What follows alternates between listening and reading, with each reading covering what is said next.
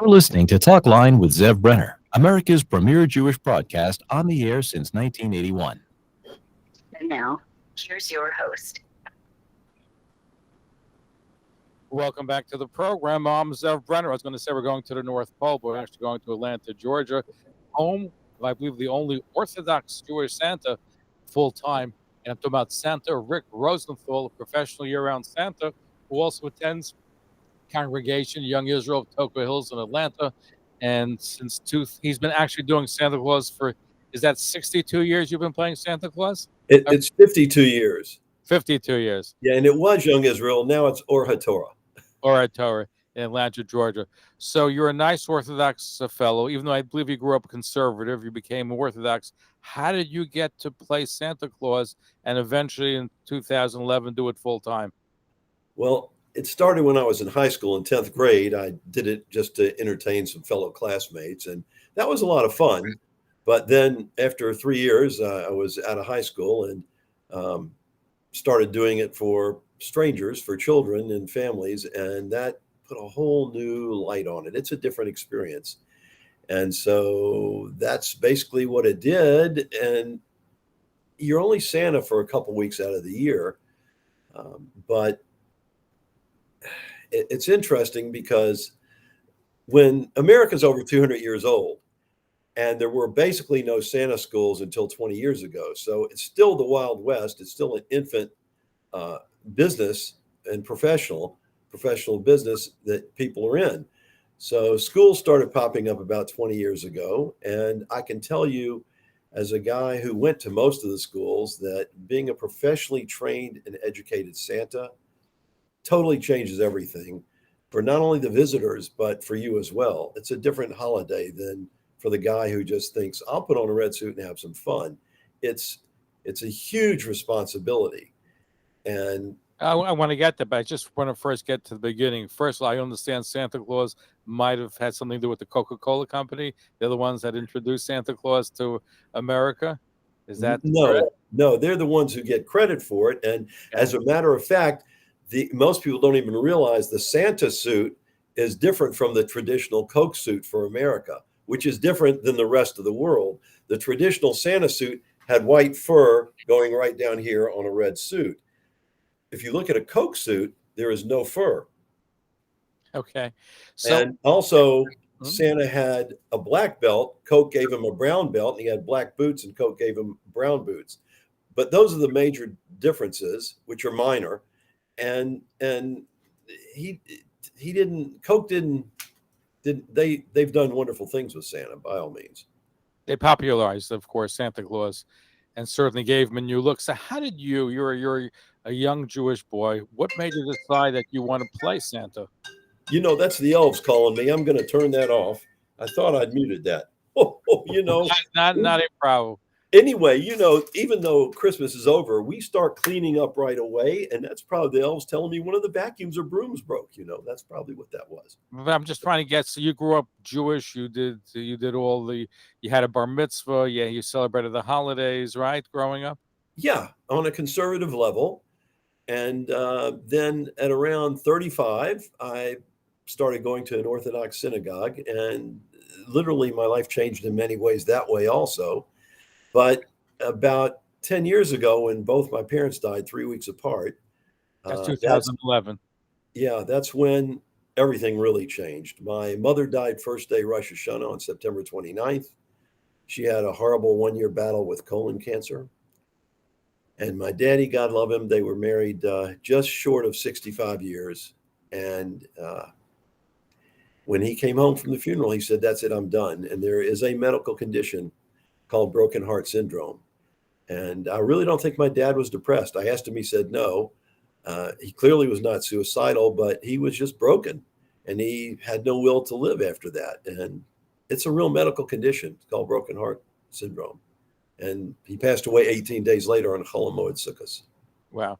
So that changed your life instead of just playing Santa Claus a few weeks during the year. You made this a full-time occupation. What happened after your parents passed away that you decided you want to become full-time Santa Claus, an Orthodox one? So there's two questions there, Orthodox Santa and Santa. from the Santa aspect, it happened by accident. I have two hobbies: metal detecting and gardening. And well, actually, I have three now, bees, but that's another story. But I had two back then, and I would camp out at Home Depot, waiting for the vegetables to come in. And I, of course, wasn't in a good spot, so Home Depot seemed to be the best spot for me. And I'd go there almost every day and look for the vegetables to come in so I could plant them early. And I was in the garden center, and I don't know if you're familiar with Home Depot, but in the garden center towards the front, there's an aisle that goes straight out of the garden center through the middle of the store. And that's where this little boy was standing with his daddy. And I was about 10 or 15 feet away, and I heard this little voice go, "Daddy, Daddy." It wasn't like The Exorcist, and it wasn't like he was joking, but it was clearly something I needed to turn around and look at, because I realized what was going on before I even turned around. And the child had a death grip on the side of his dad's shirt, and he had been tugging on it, but he just froze when I looked at him. And I wasn't in the right place to be Santa, but having the years of experience, I knew how to jump to that spot. And I walked over to him, and I bent down almost nose to nose, and I went, "Shh, don't tell anyone you saw Santa buying tools for the elves at Home Depot." And I turned around and I walked out of the garden center through the store. At each aisle, I turned around, and he was still staring at me and still leaning forward.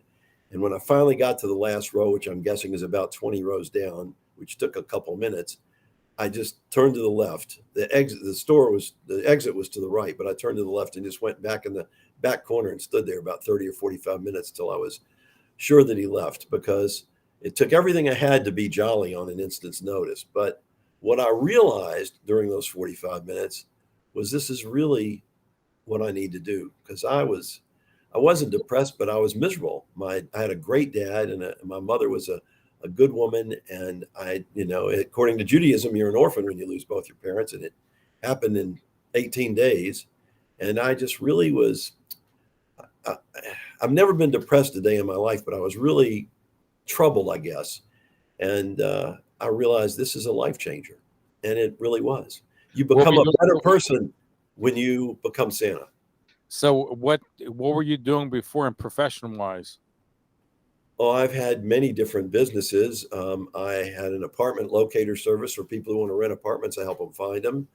I had, in the 60s and 70s, I had a Baskin-Robbins ice cream store, the first one in the Southeast outside of California. I also had one of the larger window cleaning companies in the Southeast for 15, 20 years. I also was national distributor for Taser when it first came out. And I've had many other businesses. I'm a trained mediator and arbiter and divorce coach. So I've worked in the legal arena. And then 2011, you decide you're going to become Santa Claus full-time, open up an academy to train Santa Clauses? No, I decided to become Santa full-time. Uh-huh. And that process doesn't happen in a day. It took a couple of years. And I opened the school and opened an agency of professional Christmas performers. The school is the Northern Lights Santa Academy, and the agency is the National Santa, NSA, National Santa. God, I can't believe I'm blanked out. Would that be National Santa Academy? No, National Santa Agency. Oh, agency. Okay. Yeah. So Northern Lights Santa Academy, National Santa Agency. Too many A's. Too many. I'm several hundred years old. I get confused. So first of all, how did your fellow congregants at the former Young Israel in Atlanta, how did they take to the fact that now they have a full-time Santa Claus praying with them, davening with them in their midst? So it wasn't a problem for the neighborhood. We have like 5 Orthodox synagogues all within a quarter of a mile. There's a Sephardi, there's a couple of Chabads, and there was a Russian, and then there's Beth Jacob, which is the oldest Atlanta Orthodox synagogue, and then there's this synagogue, and just all kinds of davening going on in small groups. So everybody knew me because I've lived in this neighborhood almost my whole life. So it wasn't a problem. What would be a problem was for some people, both Jewish and non-Jewish, the Jews who would, like someone would come to a bar mitzvah and say, why is Santa sitting over there? I mean, because I look like Santa. and Did you dress up like Santa Claus at bar mitzvah? You just looked like No, I look like Santa, and I always wear a red shirt or something Santa-ish. To shul, I always wear, well, every day I basically wear a red shirt, which makes my beard stand out even more.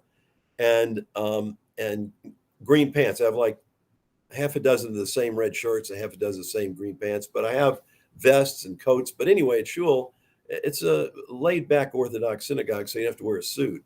And people would come to visit for whatever reason, and they go, "What's Santa doing over there?" And I'd go, and they'd say, "Oh, that's really Santa," and they would have a problem with that. Some of them, how can you allow that? And they don't really understand Santa or Orthodoxy, the people that say that.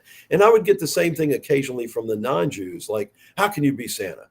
And the answer is really simple. There's 4 questions. The first one is, do you have a problem with a Jewish store owner selling Christmas presents? And the answer is always no, no matter who you ask. And the second question is, do you have a problem with Jewish doctors and nurses working on Christmas Eve for the non-Jews? And the answer is always no. And then the third question is, if you ever saw a child in distress, would you ask them what religion they are first? And the answer is always no. So then the obvious answer is, it's not a problem. It's not a conflict to be Santa, because the Talmud teaches us to be a shining light unto other nations. And so I'm making people happy, which is what all major religions want you to do. Did the Talmud have Santa Claus in mind when they said that?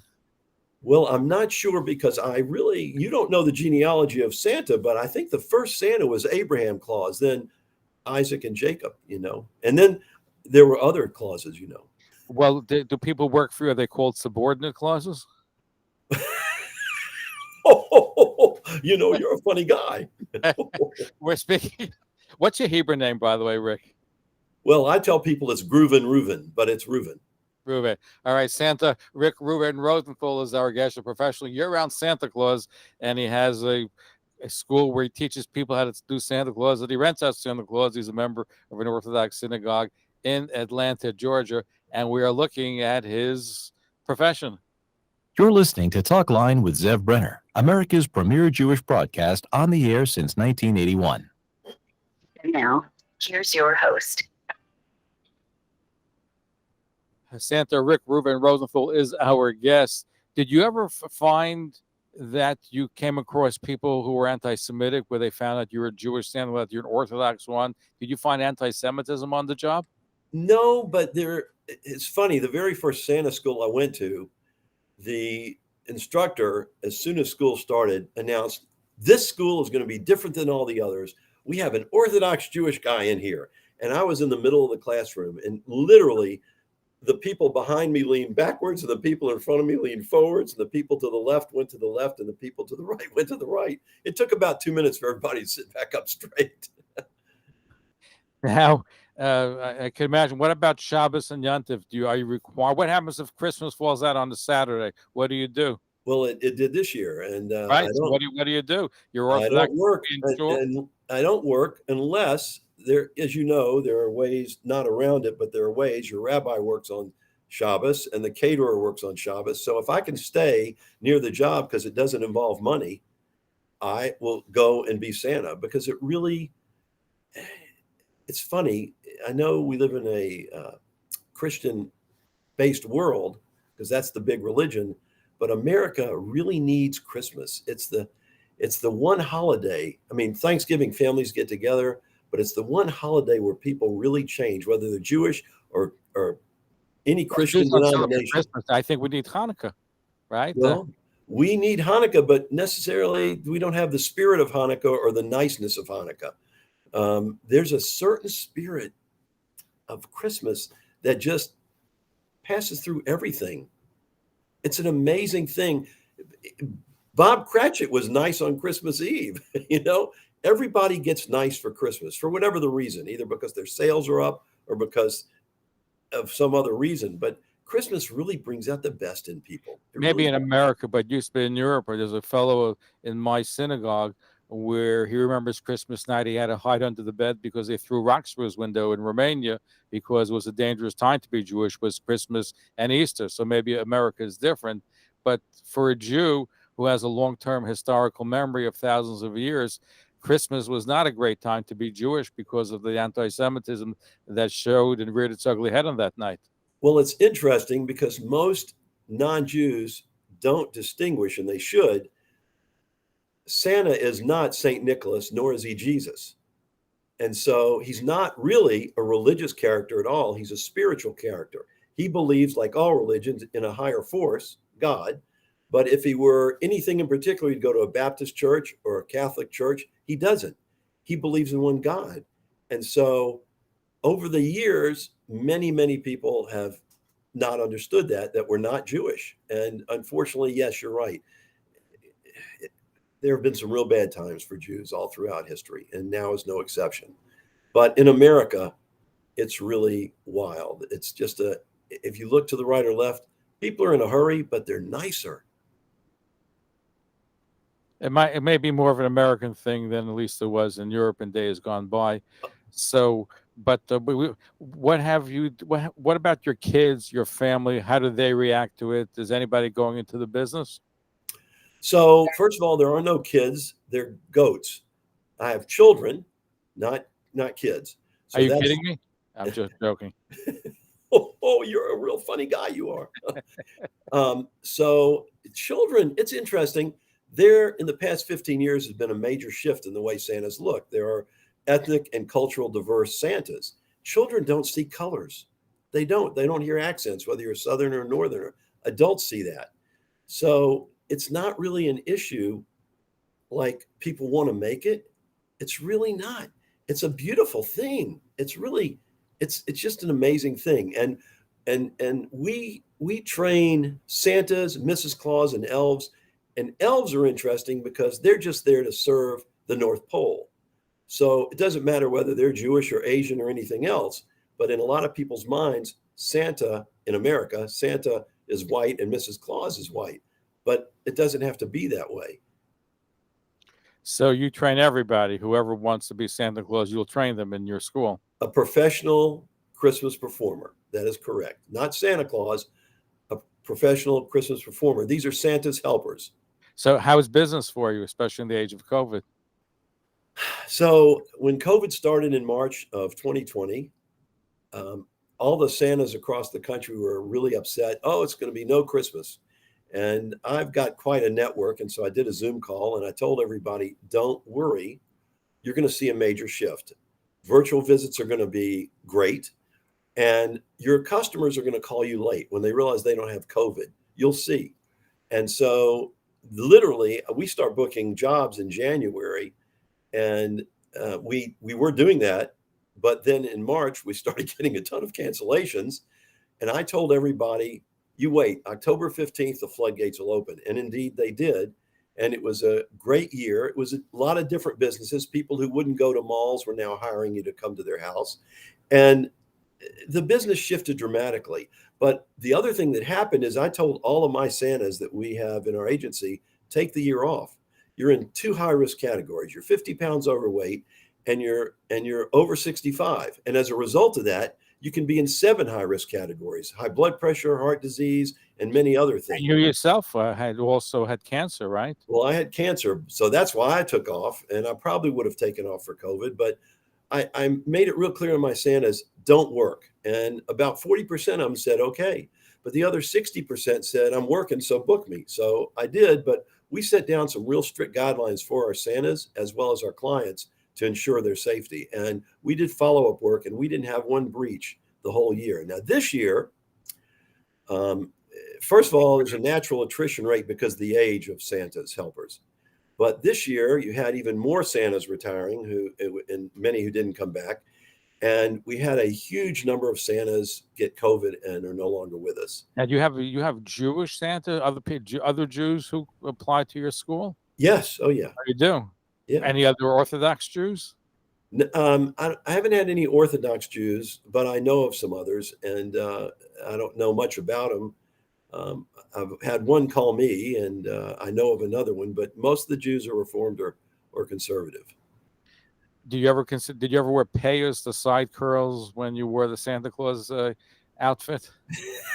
So my very first year in high school, I did that because I thought it'd be cute and funny. But looking back on it, then as well as now, I think it was disrespectful because I was like making fun, and you don't make fun of goodness. Goodness deserves to be pure. Now I'm curious, when you celebrate Purim in the Purim spiel, do they call on you to participate with the Santa outfit on Purim? No, they don't. But one year I did go, and they have these reindeer costumes. They stick out in front of you, and so the front legs are not real, but the back legs are actually your legs, and it looks like and then they're fake legs over the reindeer, and so I looked like I was riding the reindeer, but actually I was walking, holding up the front of the reindeer. And so one year I did that, and everybody got really tickled. Wow. So as far most of the members of your congregation, the Orthodox shul, accepting, they have no problems with your being Santa all year long. Everybody's wonderful. My Rabbi Starr, he loves being Santa's rabbi. He's the only guy who's Santa's rabbi. Oh, that's how he does. He promote himself as Santa's rabbi? No, he says that. He promotes himself as an Orthodox rabbi of the synagogue, but he'll tell people, "Oh yeah, I'm Santa's rabbi." That's what he says. I love him. He's just wonderful. He's an amazing man. He really is sweet. Has had any impact on your Jewish lifestyle playing Santa? Has it had any impact at all? I think that everything good has an impact in every single way. And being Santa is an amazingly good and wonderful experience. Your responsibility is multiplied endlessly. For example, as a parent, there's nothing that you can do that's a bigger responsibility than raise and take care of your children. But for the guy who lives in Iowa, he could care less that you're a parent.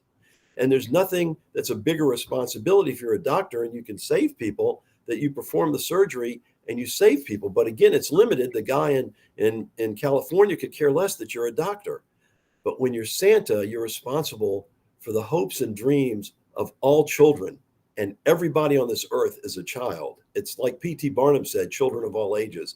And it's an amazing experience because people prior to COVID would just come up and hug you. And it was unbelievable. Now they keep their distance, but they still will tell you their deepest, darkest secrets and desires and wants. It's an amazing thing to have that kind of trust. It's you can't explain it. So, but you said that's like pretty unorthodox profession for an Orthodox Jew, right? It's an unorthodox profession for everybody. There aren't enough Santas in this world. There's a huge shortage in the world.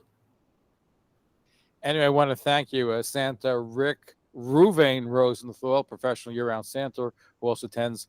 It used to be called the Congregation of Israel Toka Hills. What is it called now in Atlanta? Or HaTorah. Or HaTorah. Thank you for being with us. Certainly a very interesting occupation.